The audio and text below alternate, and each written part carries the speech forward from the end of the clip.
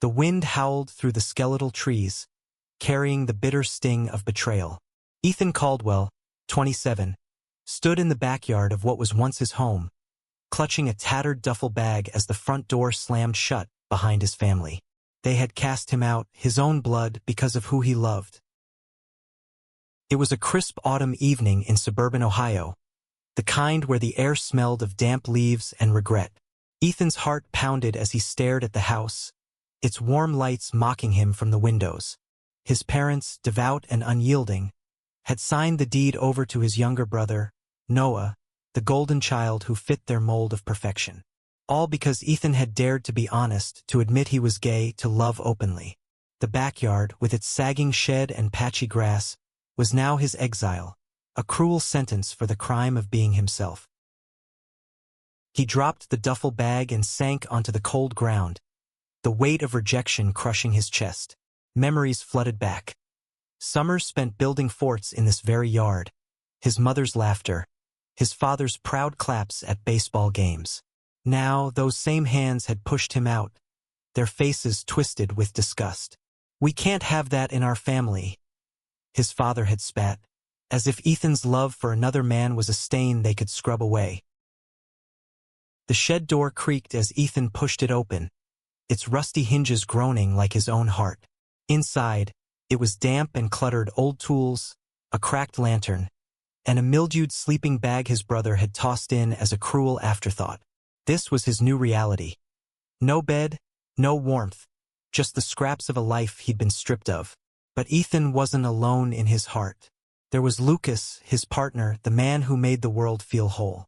Lucas, with his crooked smile and unwavering courage, had promised to stand by him, no matter what.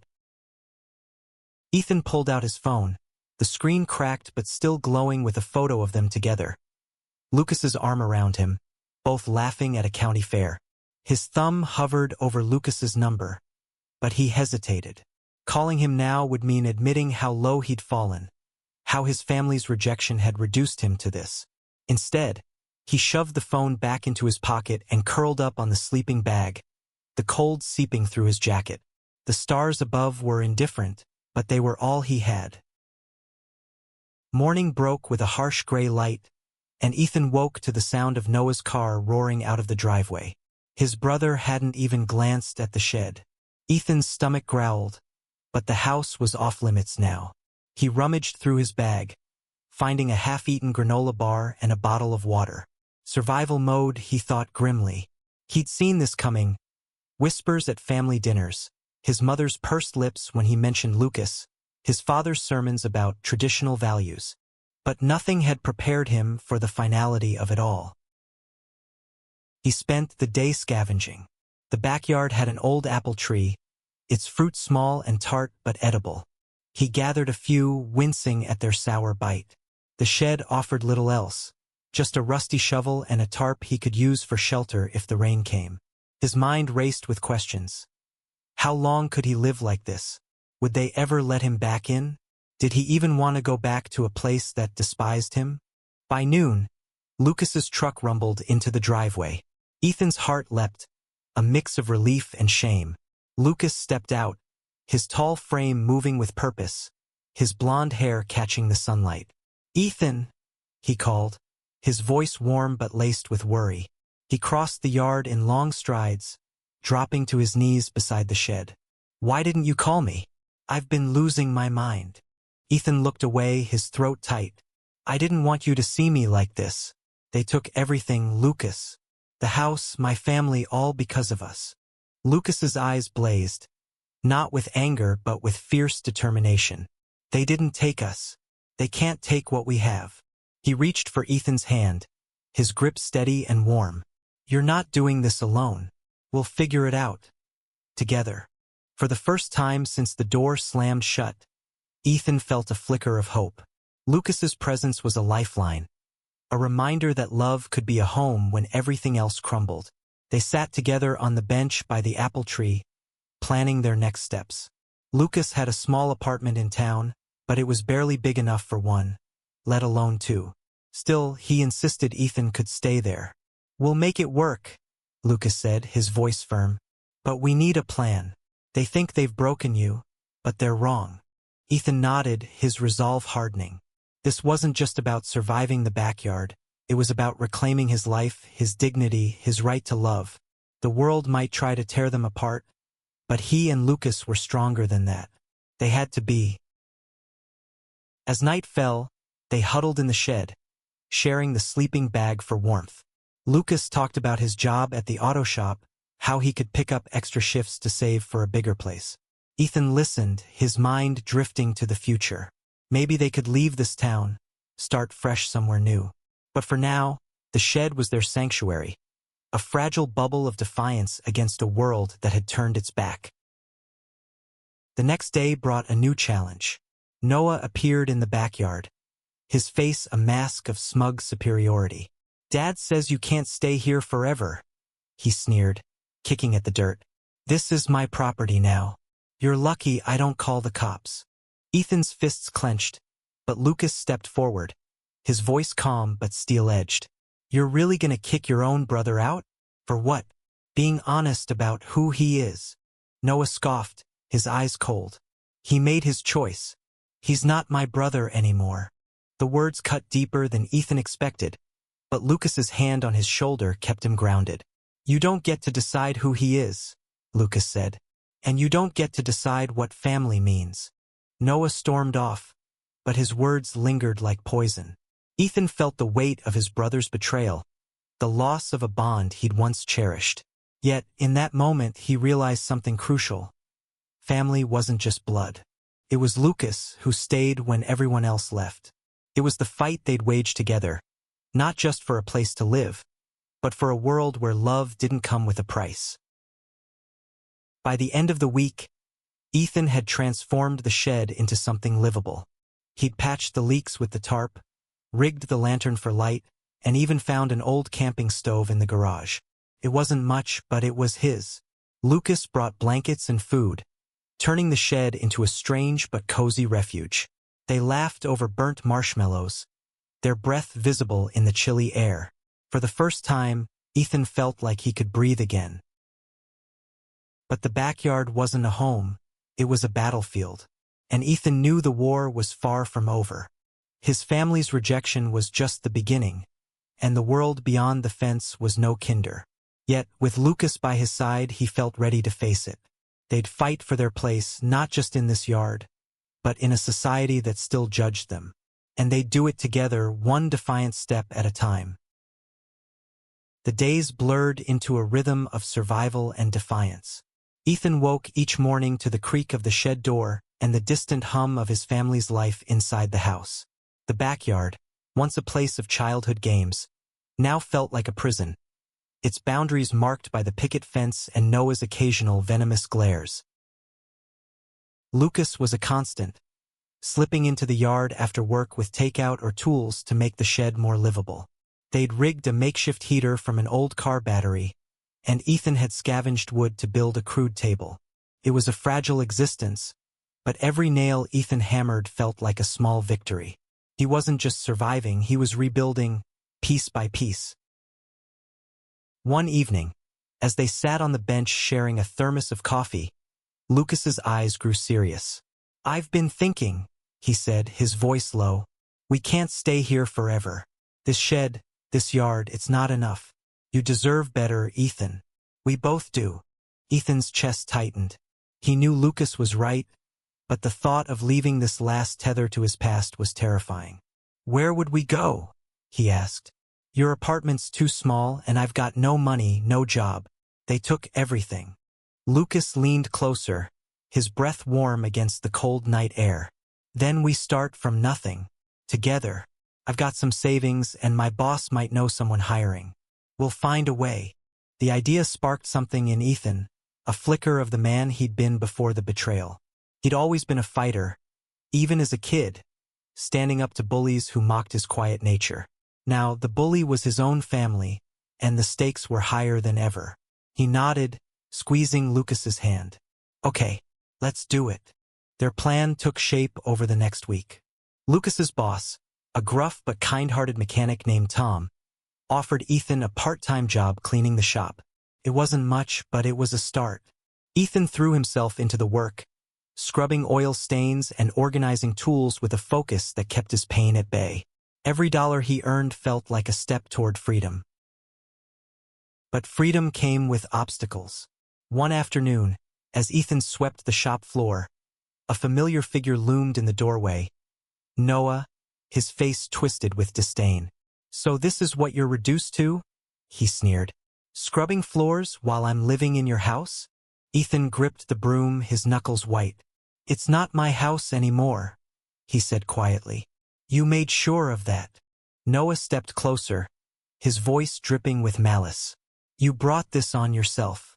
You could have kept it quiet, played along. But no, you had to flaunt your lifestyle." The word stung, but Ethan held his ground. "I'm not hiding who I am. Not for you, not for anyone." Noah's laugh was cold. "Keep telling yourself that. You're nothing now, Ethan. Nothing." The words echoed long after Noah left, but Ethan refused to let them take root. He focused on the job, on Lucas, on the future they were building. At night, they'd return to the shed, planning over cheap diner food. Lucas found a listing for a small apartment on the edge of town. Rundown but affordable. "It's a fixer-upper," he said with a grin. "Like us." Ethan laughed, the sound surprising him. For the first time in weeks, he felt lighter, as if the weight of his family's rejection was loosening its grip. But the world outside the backyard wasn't done testing them. One rainy evening, as Ethan and Lucas huddled in the shed, a loud knock startled them. It was Mrs. Delaney, the nosy neighbor whose house overlooked the yard. Her face was pinched with disapproval, her umbrella dripping onto the dirt. "I've been watching," she said, her voice sharp. "This arrangement isn't right. You can't live in a shed like some vagrant." Ethan's stomach dropped. "I'm not hurting anyone," he said, his voice steady despite the fear creeping in. "This is my home." "It's a disgrace," she snapped. "I've half a mind to call the city. There are laws about this sort of thing." Lucas stepped forward, his tone calm but firm. "Mrs. Delaney, Ethan's not breaking any laws. He's surviving. Maybe instead of judging, you could show a little kindness." Her lips pursed, but she didn't argue. With a huff, she turned and marched back to her house, leaving Ethan shaken. "What if she's right?" he whispered. "What if they make me leave?"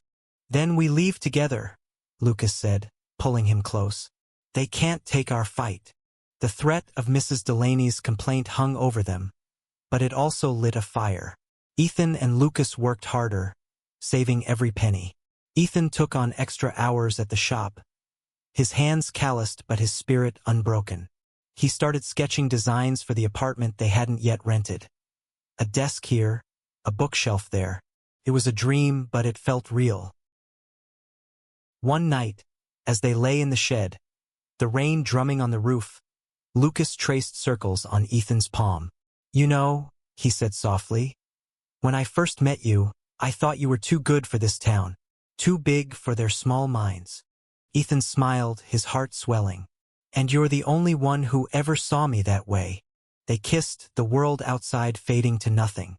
In that moment, the shed wasn't a prison.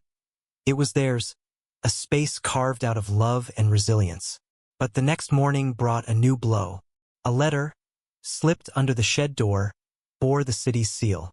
An inspection was scheduled, prompted by an anonymous complaint. Ethan's heart sank. Mrs. Delaney had followed through. Panic clawed at him, but Lucas was already on the phone, calling Tom for advice. "We'll fight this," Lucas said, his voice fierce. "They can't just throw you out." Ethan wanted to believe him, but doubt gnawed at his edges. The backyard, the shed, the life he'd clung to, it was all slipping away. Yet, as he looked at Lucas, his anchor in the storm, he knew they'd face it together. They had no choice but to keep fighting, not just for a place to sleep, but for the right to exist as they were. The city's letter was a guillotine, its words sharp and final. Ethan read it over and over, the phrase uninhabitable dwelling burning into his mind. The inspection was in 3 days, and if the shed didn't pass, he'd be forced out. No home, no refuge, just the open road and Lucas's cramped apartment. He sat on the bench, the letter crumpled in his fist, as Lucas paced the yard. "We'll fix it up," Lucas said, his voice taut with determination. "We'll make the shed livable, at least enough to pass. Tom knows a guy who can help with permits." Ethan nodded, but his heart wasn't in it. The shed wasn't the problem. It was a symbol of everything he'd lost. His family's rejection, Noah's cruelty, the neighbor's judgment. It all pressed down on him, heavier than the rain-soaked tarp overhead. "What if it's not enough?" he asked quietly. "What if they win?" Lucas stopped pacing, his eyes fierce. "They don't get to win. Not while we're still standing." They threw themselves into the task. Lucas borrowed tools from the shop, and Ethan scoured thrift stores for cheap supplies. Plywood, insulation, even a second-hand window to replace the shed's cracked pane. They worked late into the night, their breath fogging in the cold, their hands raw but moving with purpose. The shed transformed, its leaks patched, its walls reinforced. It wasn't a home, but it was something. On the second day, Tom showed up with a friend, a grizzled contractor named Ray who knew the city's codes inside out. "You've got a shot," Ray said, inspecting their work. "But it's gotta look permanent, not like a camp. And you'll need to talk to the inspector, make your case." Ethan's stomach churned at the thought. Talking meant exposing himself, his story, his truth. But he nodded, knowing there was no other way. That night, he and Lucas rehearsed what he'd say, their voices low in the glow of the lantern. Lucas's hand rested on his, a steady anchor. "You're not just fighting for the shed," Lucas said. "You're fighting for us." The morning of the inspection dawned gray and unforgiving. The inspector, a middle-aged man with a clipboard and a bored expression, arrived promptly at 9. Mrs. Delaney watched from her porch, her arms crossed, her face smug. Ethan's heart raced as he led the inspector to the shed, explaining the repairs, the insulation, the window. The man nodded, jotting notes, his face unreadable. "This is temporary, isn't it?" the inspector asked, his tone neutral. "You're not planning to live here long-term." Ethan swallowed hard, his rehearsed words faltering. "It's all I have right now. My family, they took my home because of who I am. I'm just trying to survive." The inspector's eyes softened, just for a moment, before he turned back to his clipboard. "I'll submit my report. You'll hear in a few days." After he left, Ethan collapsed onto the bench, his body trembling. Lucas sat beside him, silent but present. "You did good," he said finally. "Whatever happens, you stood up." The weight was torture. Ethan threw himself into work at the shop, scrubbing floors until his hands bled, trying to drown out the fear. Lucas stayed close, bringing coffee and quiet encouragement. They spent evenings in the shed, dreaming of the apartment they'd seen online, its chipped paint and creaky floors suddenly feeling like a palace. But the threat of the inspection loomed, a shadow over every hope. On the third day, a new blow came. Noah appeared in the yard, a smirk playing on his lips. "Heard about your little inspection," he said. "Don't get your hopes up. Dad's got friends in the city office. They'll make sure you're out." Ethan's blood ran cold. "You're really this cruel?" he asked, his voice barely above a whisper. "We're brothers, Noah. Doesn't that mean anything?" Noah's smirk faltered, but only for a second. "You stopped being my brother when you chose him," he said, nodding toward Lucas, who stood silently by the shed. "You made your bed. Lie in it." Lucas stepped forward, his voice low and dangerous. "You don't know what family is, Noah, but we do." Noah turned and walked away, leaving Ethan reeling. The idea that his father might pull strings to ensure his failure was a gut punch. He sank to the ground, his hands shaking. Lucas knelt beside him, his voice soft but fierce. "They can try to break us, but they won't. We're stronger than their hate." That night, they lay in the shed, the lantern casting shadows on the newly patched walls. Ethan traced the lines of Lucas's face, memorizing every detail. "I don't deserve you," he whispered. Lucas smiled, his eyes bright. You deserve everything, Ethan. And we're gonna get it. The next morning, the inspector's report arrived. Ethan's hands shook as he opened it, Lucas's arm around his shoulders. The shed passed, barely. They could stay for now. Relief flooded Ethan, but it was bittersweet. The shed was a victory, but it wasn't a home. It was a reminder of everything he'd lost, and everything he still had to fight for. They celebrated quietly, sharing a pizza in the yard, the stars bright above. But Ethan knew the battle wasn't over. Noah's threat, his father's influence, the neighbor's judgment. They were all still out there, waiting. Yet, as he looked at Lucas, laughing over a bad joke, he felt a surge of strength. They'd survived this far. They could survive anything. The shed's victory was fragile, a temporary shield against a world determined to break them. Ethan and Lucas clung to it, pouring their energy into saving for the apartment. Every paycheck was a brick in their future. Every late night talk a blueprint for something better. But the backyard remained a battlefield, and the war was far from won. One chilly morning, Ethan found a note taped to the shed door. Get out or we'll make you. No signature, but the handwriting was unmistakably Noah's. Ethan's stomach twisted as he showed it to Lucas, who crumpled it in his fist. He's bluffing, Lucas said, but his eyes betrayed his worry. He's trying to scare you. Ethan wasn't so sure. Noah's cruelty had escalated, from smug taunts to this, an open threat.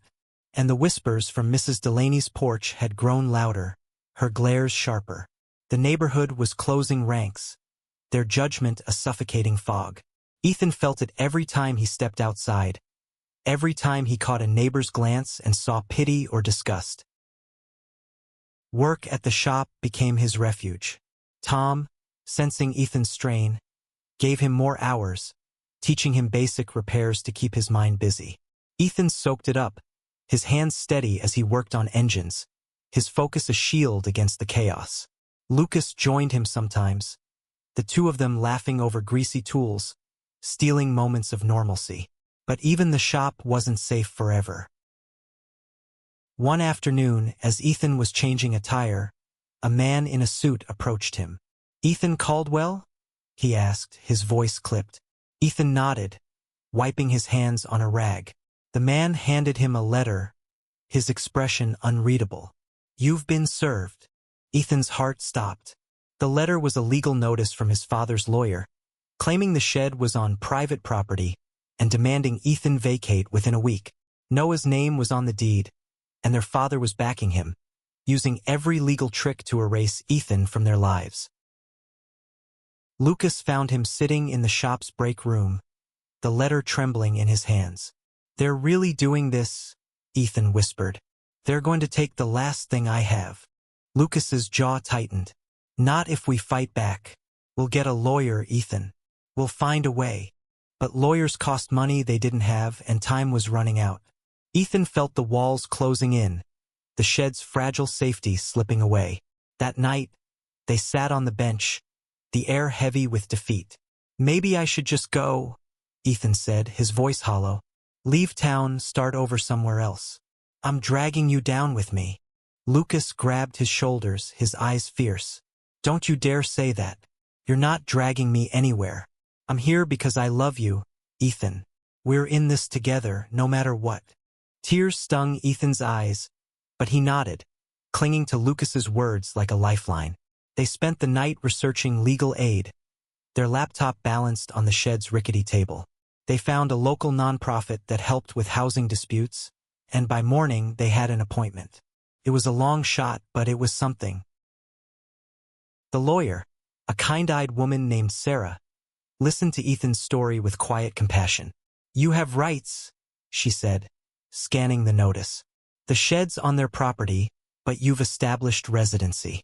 They can't just evict you without due process. We can file for a hearing, buy you some time." Time. It was all Ethan had now, a thin thread to hold on to. Sarah worked pro bono, a small miracle, and helped them draft a response to the notice. But the fight was draining, each day a battle against despair. Noah's taunts grew bolder. He'd linger in the yard, tossing insults like stones. "You're a disgrace," he'd say, or "Give it up, Ethan. You've already lost." But Ethan hadn't lost, not yet. Lucas's love was a fire that kept him going, burning brighter with every setback. They started packing, just in case, sorting through Ethan's meager belongings. In the process, Ethan found an old photo of him and Noah as kids, grinning in the backyard. His heart ached for the brother he'd lost, the family that had turned away. But he tucked the photo away, choosing to focus on the family he'd found in Lucas. One evening, as they worked on the shed to keep it habitable, a stranger appeared at the fence. He was young, maybe 20, with nervous eyes and a backpack. "Are you Ethan?" he asked, glancing around. "I heard about you. My folks, they kicked me out too. For the same reason." Ethan's breath caught. He recognized the pain in the boy's face, the same raw wound he carried. "What's your name?" he asked. "Jake," the boy said, his voice shaking. "I don't know where to go." Lucas stepped forward, his voice gentle. "You're not alone, Jake. Come in. We'll figure it out." They shared their dinner with Jake, listening as he poured out his story. A mirror of Ethan's, filled with rejection and fear. The shed, small as it was, became a haven for one more lost soul. Ethan felt a shift inside him, a purpose beyond his own survival. He wasn't just fighting for himself anymore. He was fighting for Jake, for Lucas, for everyone who'd been cast out for loving differently. As the week ended, the hearing loomed. Ethan and Lucas prepared with Sarah, their hope fragile but unbroken. The backyard, the shed, the fight, it was all bigger than them now. They were carving out a space not just for themselves, but for a future where no one had to sleep in a shed for being who they were. The courtroom was cold, its fluorescent lights casting harsh shadows on the wooden benches. Ethan sat beside Lucas, his hands clasped tightly, as Sarah presented their case. Across the room, Noah sat with their father's lawyer, his face a mask of indifference. Ethan's heart pounded, each word from the judge a potential end to their fragile sanctuary. Sarah argued passionately, citing Ethan's residency, the shed's improvements, and the injustice of his family's actions. "This isn't just about property," she said, her voice ringing clear. "It's about a young man's right to exist, to love, to have a home." The lawyer for Noah countered with cold precision, claiming Ethan had abandoned the family home by choosing his lifestyle. The words stung, but Ethan kept his eyes on Lucas, whose steady gaze anchored him. The judge, an older woman with a sharp but fair demeanor, listened intently, her pen moving across her notes. After hours of arguments, she delivered her ruling. The shed was deemed habitable and Ethan could stay temporarily. But Noah retained ownership of the property, and a formal eviction process could begin in 30 days. It was a partial victory, a delay rather than a win, but it was enough for now. Ethan and Lucas left the courtroom, their hands intertwined, their hearts heavy but hopeful. Outside, Jake waited, his backpack slung over one shoulder. "You did it," he said, a shy smile breaking through his nerves. Ethan shook his head. "We bought time, that's all. But it's something." That night, the shed felt different. Less like a prison, more like a rallying point. Jake stayed, sleeping on a borrowed cot, and the three of them talked late into the night. Jake's story, so like Ethan's, lit a fire in him. He wasn't just fighting for himself anymore. He was fighting for every kid like Jake, every person cast out for who they loved. Over the next weeks, Ethan and Lucas poured their energy into the apartment search. They found a place, a small, drafty unit above a laundromat, but it was theirs. They signed the lease with shaking hands, their savings barely covering the deposit. Moving day was bittersweet. Ethan stood in the backyard one last time, the shed door creaking behind him. It had been his exile, his refuge, his battleground. Now it was a memory. As they packed the last of their things, Noah appeared, his face unreadable. "You're really leaving?" he asked, his voice quieter than usual. Ethan met his brother's eyes, searching for the boy he'd once known. "I have to. You made sure of that." For a moment, Noah's mask slipped, revealing something like regret. But he said nothing, turning back to the house. Ethan watched him go, his heart aching but resolute. He'd lost his family, but he'd gained something stronger. A chosen family, built on love and resilience. The new apartment was far from perfect. The walls were thin, the heater unreliable, but it was home. Ethan and Lucas painted the walls a bright blue, hung shelves, and made space for Jake, who'd become a fixture in their lives. They started a support group, meeting in their tiny living room, offering coffee and hope to others who'd been rejected. Word spread, and soon, their apartment was a beacon for lost souls, a place where love was celebrated, not condemned. One evening, as Ethan and Lucas sat on their thrift store couch, Jake burst in with news. "I got a job," he said, his eyes bright, "and a roommate. I'm moving out next week." Ethan hugged him, pride swelling in his chest. Jake's smile was a victory, a sign that they were building something real. After he left, Lucas pulled Ethan close, their foreheads touching. "We did this," Lucas whispered. "We made it through." Ethan nodded, tears in his eyes. The backyard, the shed, the pain. It had all led here, to a home filled with love, not judgment. They'd fought for every inch of it, against a family that rejected them, a society that judged them, a world that tried to break them. And they'd won. Months later, Ethan stood in the apartment's tiny kitchen, cooking dinner with Lucas. The radio played softly, and Jake's laughter echoed from the living room, where he was visiting with new friends from the support group. Outside, the world was still harsh, still judgmental, but in here it was different. In here they were free.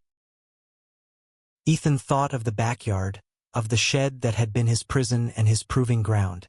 He thought of Noah, of the family he'd lost, and the family he'd found. And as Lucas kissed him, the smell of spaghetti sauce filling the air, Ethan knew the truth. Love wasn't just a feeling. It was a fight, a home, a future, and it was worth every battle.